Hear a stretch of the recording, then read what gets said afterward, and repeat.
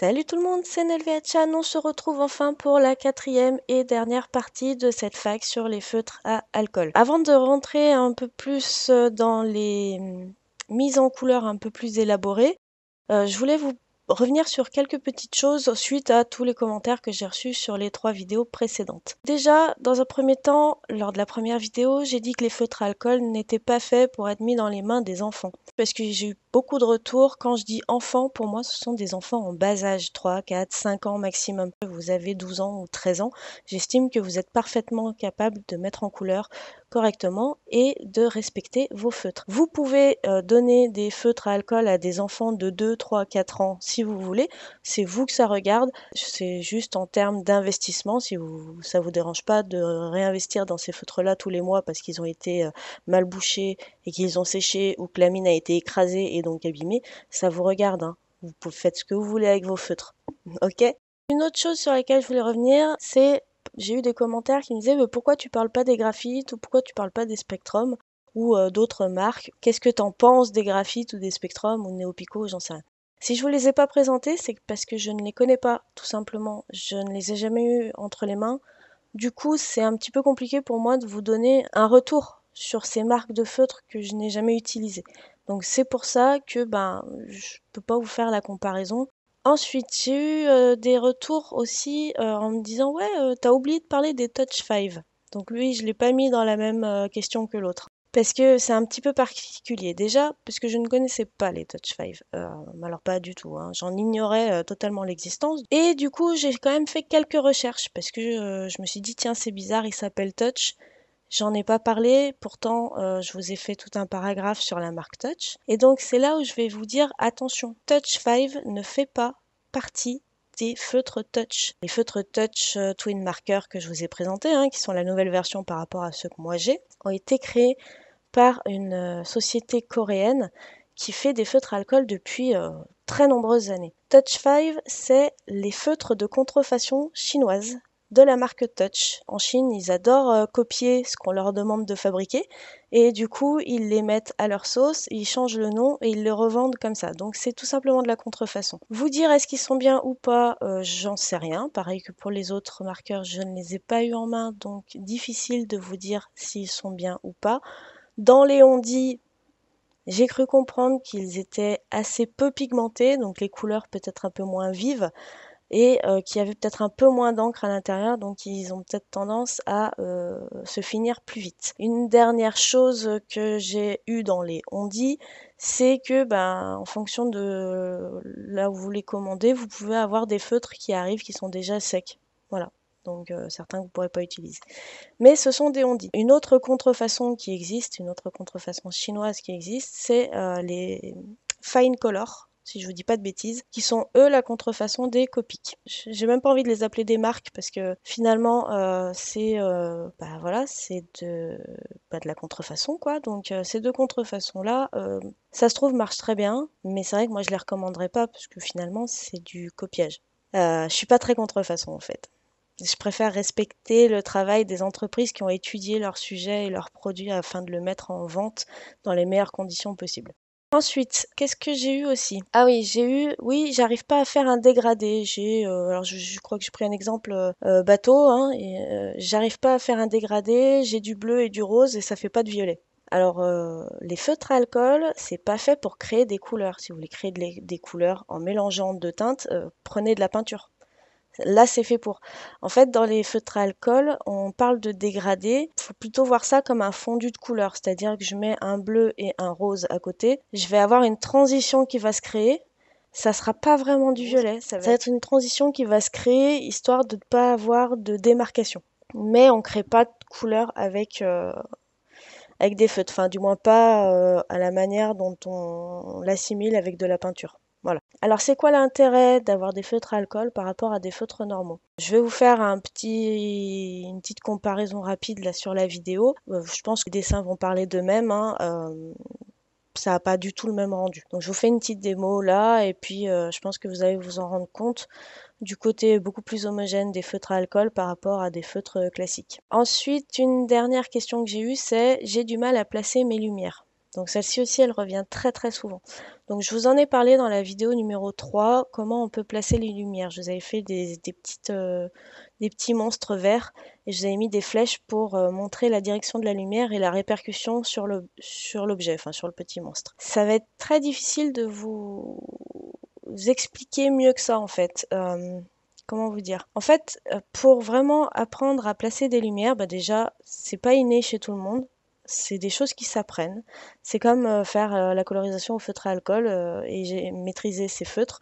C'est pareil, ça se fait à force d'entraînement. Donc gérer ces lumières et ces ombres, c'est pareil. Ce que vous pouvez faire, ça va être vraiment regarder votre environnement, regarder les objets que vous avez chez vous, comment ils sont éclairés par rapport à la lumière qu'il y a dans la pièce. C'est-à-dire si la lumière vient d'un côté, par exemple d'une fenêtre, comment vous allez voir l'objet, où vont être les ombres et où vont être les parties les plus lumineuses. C'est quelque chose qui se travaille tous les jours, enfin tous les jours, mais pas volontairement en fait. Enfin, au début, si vraiment c'est votre objectif de vous focaliser là-dessus, oui, tous les jours, regardez 2, 3, 4 objets en fonction de la lumière.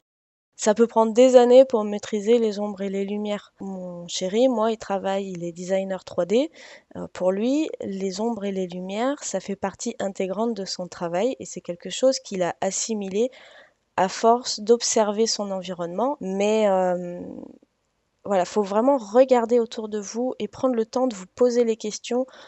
Là, j'ai un objet devant moi, il y a des ombres, il y a des lumières, comment ça marche, la texture, les reflets, etc., etc. Pour vous aider, prenez un objet en photo quand vous pensez qu'il y a une lumière intéressante dessus, prenez-le en photo et vous allez pouvoir déjà d'une mieux l'analyser parce que la photo elle bougera pas comparée à la lumière si c'est une lumière extérieure ou si vous avez bougé l'objet entre temps. Et puis si vous en avez la possibilité, il doit bien y avoir un truc sur l'ordinateur qui permet de faire ça, c'est de passer votre photo en noir et blanc. Et en passant votre photo en noir et blanc, vous allez voir de manière beaucoup plus nette les démarcations ombre et lumière. Allez, on va passer maintenant donc à tout ce qui va être mise en couleur un peu plus approfondie. La dernière fois, on a vu les mises en couleur simples, donc je prenais 2, 3 couleurs, mais dans une même gamme de couleurs. Maintenant, je vais vous montrer qu'en créant des fondus de couleurs avec une gamme, si on vient intervenir avec une couleur très différente à l'intérieur, vous allez avoir des rendus différents. Du coup, j'ai pris ce tamponnage de quartier d'orange et on va venir le mettre en couleur avec différents feutres. Alors toujours la même base, ça va être ces feutres-là, ça va être donc des Copic, un jaune orangé et un orange. Bon, les références en soi, je vous les laisse là, mais elles n'ont pas énormément d'importance. Et les couleurs qui vont intervenir, ça va être un bleu clair, un rouge et un gris chaud. Voilà, donc pareil, les références, on s'en fout un peu. Bon. Donc je vais commencer par mettre un de mes quartiers d'orange en couleur. Donc de manière très basique, je vais utiliser que les 3 premières couleurs que je vous ai présentées, jaune, orange et jaune orangé. Comme ça, vous aurez un exemple d'une mise en couleur brute sans modification. Donc bon, je fais pas très réaliste, On sait tous que les quartiers d'orange, enfin la membrane qui tient les différents quartiers d'orange, elle est blanche, Bon là, le but n'étant pas d'être réaliste, mais de vous montrer différentes nuances. Du coup, chez moi, la membrane, elle va être orange. Un point, c'est tout. Du coup, voilà, je fais ma petite mise en couleur, je repasse et je repasse. Oui, parce qu'une des choses que j'ai vues aussi, c'est des gens qui me disent le dégradé se fait pas. Je passe une couche de couleur, je passe la deuxième couche de couleur et ça ne change pas comme par magie tout seul. Je sais que j'ai dit qu'avec le DCP c'était magique, mais quand même, il y a des limites. Il faut quand même revenir et réintervenir sur ces couleurs afin de créer le dégradé. Pas juste une couche et plus une autre. Allez, on passe donc maintenant au quartier d'orange avec le gris chaud. Donc c'est une teinte relativement sombre, ça doit être un 5 ou 6, quelque chose comme ça. J'aurais pu prendre un gris froid, le rendu aurait été légèrement différent, mais un peu dans le même genre. Donc après, comme on en a déjà discuté, vous commencez par le foncé ou par le clair, c'est vous que ça regarde. Moi, je trouve que il n'y a pas de grande différence, sauf dans certaines situations. Du coup, là, j'ai posé de temps en temps, surtout dans mes zones d'ombre, parce que généralement on fait ça plus dans les zones d'ombre, mais on peut faire ça dans les zones de lumière, bien entendu. J'ai posé mon gris foncé, et donc après, je réinterviens avec mes 3 couleurs de base, le jaune orangé et l'orange. Et en fait, vous voyez que par rapport à la tranche d'orange du dessus, les couleurs sont plus ternes. On garde bien, on définit toujours très bien le jaune, l'orangé et la couleur intermédiaire, le jaune orangé. On les définit toujours très très bien, il n'y a aucun problème. Mais c'est vrai que le gris foncé a rajouté un côté un petit peu terreux à cette illustration comparée à la première. Maintenant, je passe à la deuxième. Donc ici, je vais venir intervenir avec du rouge.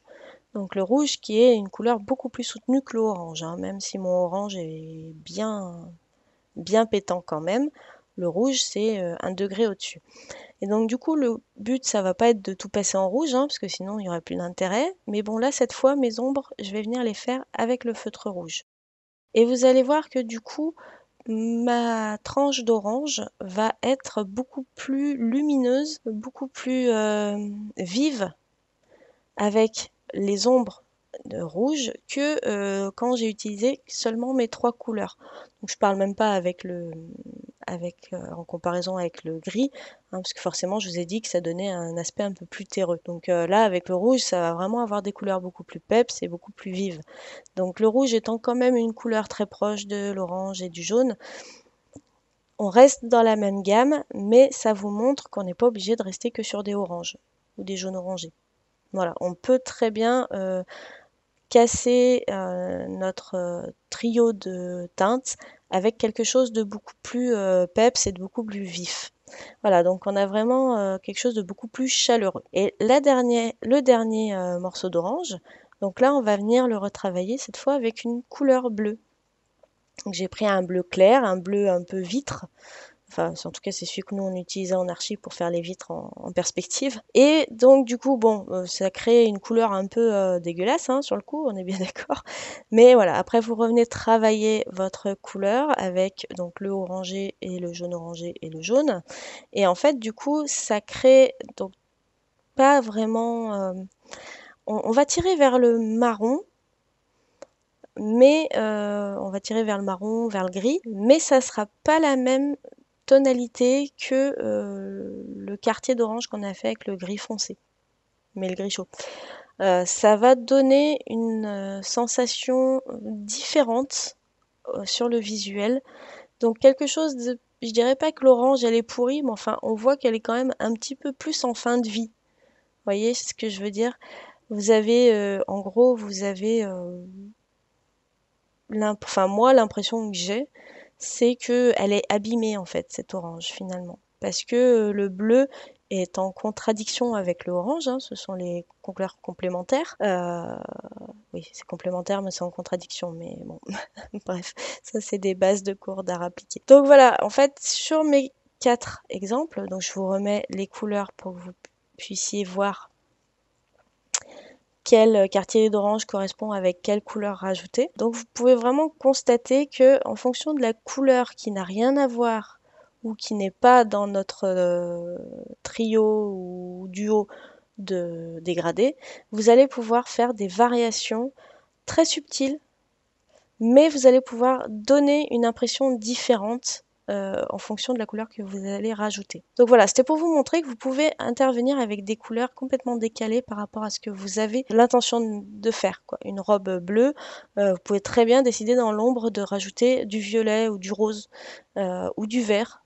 Ça va donner une impression très différente de la couleur dans sa globalité. Voilà, vous pouvez faire des petites variantes comme ça. Donc ça, c'était pour vous montrer vraiment de manière un peu académique. Maintenant, on va passer donc sur la petite gorgeous que j'avais tamponnée sur du papier Nena, parce que je vous ai dit, hein, je voulais pas gâcher. Donc je l'ai mis en couleur. Alors je vous passe la mise en couleur très rapidement, hein. Je vais pas tout vous mettre parce que sinon ce serait beaucoup trop long. Mais bon voilà, on va travailler un effet de lumière avec l'ajout de couleurs différentes. Donc j'ai d'abord fait ma robe en rouge, hein, assortie au petit bonnet. Donc je vais la travailler en ombre et en lumière. Donc je vais dégrader différentes nuances de rouge pour avoir toutes mes ombres. Et vous avez remarqué que j'ai laissé une grosse partie blanche donc sur son bras qui tend la bougie. Tout simplement parce que ici, alors je pourrais très bien la laisser blanche et après réintervenir comme je le fais généralement et comme on le fait souvent, avec ma couleur rouge la plus claire. Comme ça, j'aurai une petite démarcation plus claire à cet endroit-là avec le feutre rouge. Mais comme on a vu tout à l'heure, on peut intervenir avec d'autres couleurs afin d'immiscer une petite variante en fait. Et donc là, c'est ce qu'on va faire pour cette partie de la robe, puisque je vais intervenir avec du jaune. Et une fois que j'ai fini tout mon dégradé de rouge, en ayant bien travaillé toutes mes ombres, hein, puisqu'il ne faut pas trop que mon feutre y sèche si je veux pouvoir intervenir sur mes ombres et créer mes fondus. Hein, faites ça assez rapidement. Et du coup, je vais venir prendre un feutre jaune, jaune orangé, quelque chose comme ça. Donc je vais venir remplir donc les deux petits trous qui restaient sur la robe. Donc vous voyez que je commence à générer un léger fondu et puis je vais carrément venir repasser avec mon feutre rouge. Donc dans un premier temps, la nuance va pas beaucoup se voir parce que pour le moment le feutre rouge a pris le pas sur le jaune orangé, donc ça m'empêche pas de revenir un petit peu avec mon jaune orangé et de retravailler ma couleur. Et là vous voyez que en faisant ça, petit à petit, le jaune orangé va ressortir sous le rouge. Et du coup, on va avoir cette impression de lumière qui vient de la bougie. Parce que la bougie, c'est une flamme jaune. Bon, alors là, la flamme, elle est petite par rapport à la zone de lumière que j'ai fait. Mais bon, on va imaginer que ça va projeter une lumière un petit peu jaune sur ma robe. J'ai essayé de faire pareil chez le bonnet, mais enfin bon, en même temps, le bonnet, je l'ai mis en couleur peut-être 3 semaines, un mois avant le reste. Du coup, c'est très compliqué de réintervenir sur une couleur déjà séchée depuis belle lurette. Ça se voit un petit peu, mais pas vraiment à la vidéo. C'est beaucoup trop léger. Par contre, sur la robe, là, vous voyez bien qu'on a un beau dégradé qui va du jaune orangé, enfin du rouge orangé jusqu'au rouge foncé. J'ai également fait ça sur les cheveux. J'ai placé un jaune, c'est pas le même que pour la robe, hein, parce que pas les mêmes teintes, les cheveux sont pas du tout pareils. Et du coup, j'ai placé une zone en jaune et après, je vais venir réintervenir avec la couleur pour les cheveux, à savoir les gris. C'est des gris chauds hein, que j'ai utilisé, je crois, pour ses cheveux à elle, pour avoir une petite brune. Voilà.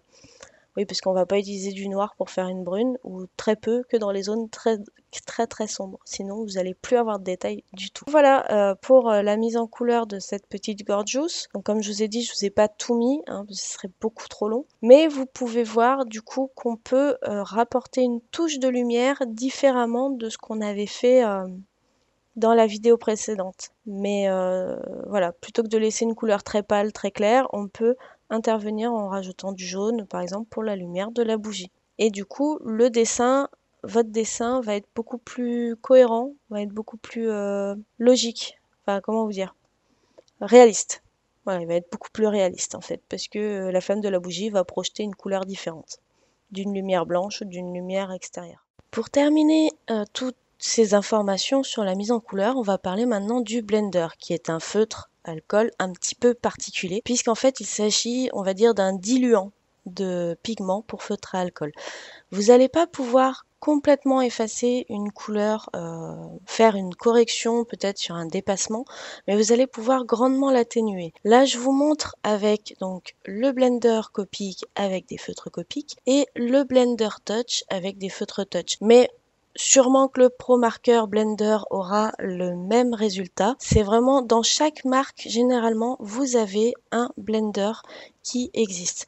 Donc ça va vous permettre de créer des dégradés avec une seule et unique couleur et ça va vous permettre d'atténuer certaines couleurs et éventuellement certaines erreurs. Il faut bien laisser le temps au papier d'absorber le blender et donc à la couleur de réagir, comme vous pouvez le voir sur le premier vert que j'ai fait en haut à gauche, et vous voyez que sur le jaune on voit une grosse tache, mais c'est normal, c'est le temps que l'encre du blender s'atténue. Bon, alors vous verrez que j'ai taché d'ailleurs un de mes dégradés jaunes avec le bloc acrylique. Là ce que je vous montre, c'est une technique qui est un peu spéciale, alors je dirais pas que je vous la conseille, mais je vous la montre quand même pour le scrap. Vous pouvez tamponner avec les feutres Copic. Pour ça il faut mettre le feutre sur votre tampon et réactiver l'encre que vous avez mis sur le tampon tampon en mettant du blender sur votre feuille de papier. Donc voilà, vous pouvez tamponner vos textes. Par contre, je ne suis pas sûre de la réaction dans le temps sur votre tampon, sachant que votre tampon restera coloré et que vous n'allez pas pouvoir enlever le Copic que vous avez mis dessus. Mais bien entendu, si vous tamponnez après avec autre chose, la couleur qui a été mise sur le tampon ne viendra pas interférer avec la couleur de vos encres. C'est comme si elle y était plus, mais ça a coloré votre tampon. Voilà donc pour le Blender. C'était rapide, mais c'est vrai qu'il n'y a pas grand chose à dire, si ce n'est que ça va vous aider à travailler des dégradés avec une seule et même couleur, mais ça fera pas des miracles jusqu'à effacer totalement la couleur. Moi, je m'en sers pour les effets, par exemple pour les ailes des petites fées ou pour les ailes de ce petit bébé que j'avais fait en vidéo, dont je vous mets l'exemple. Là, ça va vous donner un effet de transparence sur les ailes. Donc, commencer comme j'ai fait avec du bleu, du gris, et puis je vais diluer tout ça pour donner cet effet de transparence au niveau de ces petites ailes. Donc voilà pour le Blender, et voilà donc pour ces vidéos sur les feutres à alcool. Je pense qu'on a fait un bon tour, même s'il y aurait toujours des choses à dire. N'hésitez pas à regarder de la mise en couleur par vidéo. Alors moi, vous savez que j'ai carrément fait une playlist où je mets toutes mes vidéos de mise en couleur, puisque j'avais décidé de les dissocier de mes vidéos créations. Donc si ça vous intéresse, vous pouvez juste regarder la playlist. Si jamais la création de cartes ou autre ne vous intéresse pas, vous pouvez juste regarder les colorisations sur ma playlist. Mais après, il existe des youtubeurs, youtubeuses qui sont carrément experts dans la mise en couleur, beaucoup plus que moi. N'hésitez pas à les regarder et à chercher des chaînes de mise en couleur au feutre alcool, il y en a beaucoup, mais vraiment beaucoup. Donc ça va être du speed coloring, donc ça va aller très vite. C'est à vous d'analyser ce qui se passe dans la vidéo. Certains et certaines ont fait quelques tutos ou quelques comparaisons de feutres, mais voilà, va falloir beaucoup comprendre par vous-même, et c'est aussi comme ça que vous allez vraiment apprendre à utiliser vos feutres à alcool. Donc je vous souhaite plein de beaux visionnages de mise en couleur, et puis on se retrouvera prochainement pour d'autres séries de vidéos. Je vous fais plein d'énormes bisous et je vous dis à très bientôt. Bye bye!